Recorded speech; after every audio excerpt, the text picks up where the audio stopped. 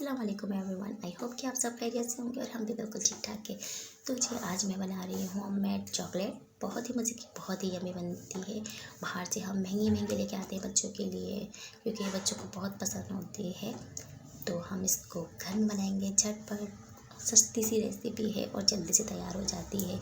और अगर आप मेरे चैनल पर नए हैं तो चैनल को लाइक सब्सक्राइब ज़रूर कर दीजिए। और चलिए शुरू करते हैं रेसिपी के साथ।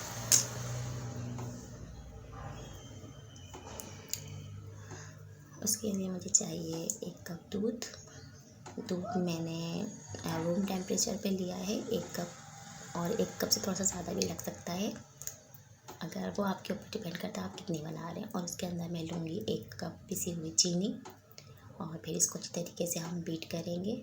अगर आपके पास इलेक्ट्रिक बीटर है तो उससे भी कर सकते हैं, अगर हैंड बीटर है तो उससे भी कर सकते हैं। पहले थोड़ी सी देर हम तेज़ इसको बीट करेंगे, फिर उसके बाद भले हम स्लो कर लेंगे।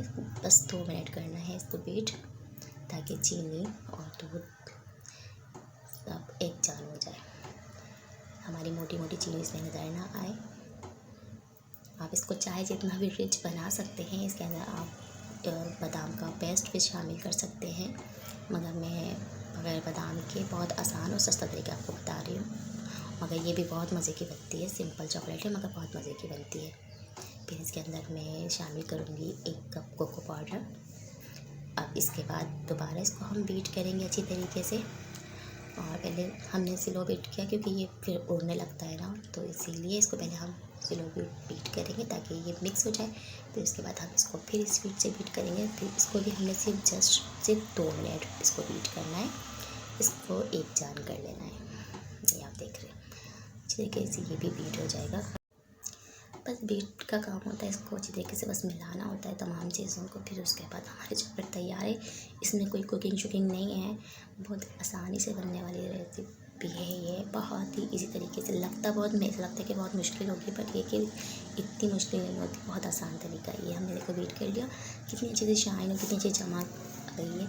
अब इसके अंदर इसमें अब मिल्क पाउडर हम इसमें ऐड करेंगे। तकरीबन हमने 1 कप मिल्क पाउडर इसमें यूज़ किया है, ये देखिए आप। फिर इसको हम अच्छी तरीके से बीट करेंगे। और अगर आपको इस स्टेज पे लग रहा है कि ये गाढ़ा है, नहीं बीट हो रहा, फिर इसके अंदर आप 2 से 3 चमचे दूध दोबारा शामिल कर सकते हैं। ये देखिए मैंने इसमें थोड़ा सा शामिल किया दूध। फिर उसके बाद फिर इसको हमें बीट करना है तकरीबन 3 से 4 मिनट। तो इस हालत में आ जाएगा ये समझिए तकरीबन तैयारी की तरफ है। बस अच्छी तरीके से इसको बीट करना। और ये लीजिए हमारी चॉकलेट मज़ेदार से तैयार हो गई है। और इसके अंदर आखिरी में बस मैं इसके अंदर 2 कतरे वनीला एसेंस के डालूँगी। वनीला एसेंस डालने के बाद फिर हम इसको बीट करेंगे, और फिर बस मज़ेदार सी हमारी ये चॉकलेट तैयार हो गई है। ये देखिए आप, बहुत ही अच्छी सी शाइन है, बहुत अच्छा टेस्ट है, हर चीज़ इसकी बराबर टेस्ट, चीनी वगैरह सब हमने इसको हिसाब से आप कम और ज़्यादा कर सकते हैं।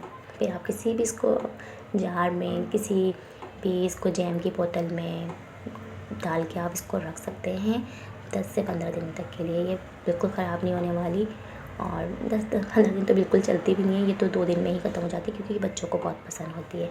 अगर आपको रेसिपी अच्छी लगी तो प्लीज़ कमेंट में ज़रूर बताइए, और फिर मिलते हैं अगली रेसिपी के साथ। जब तक के लिए अल्लाह हाफिज़।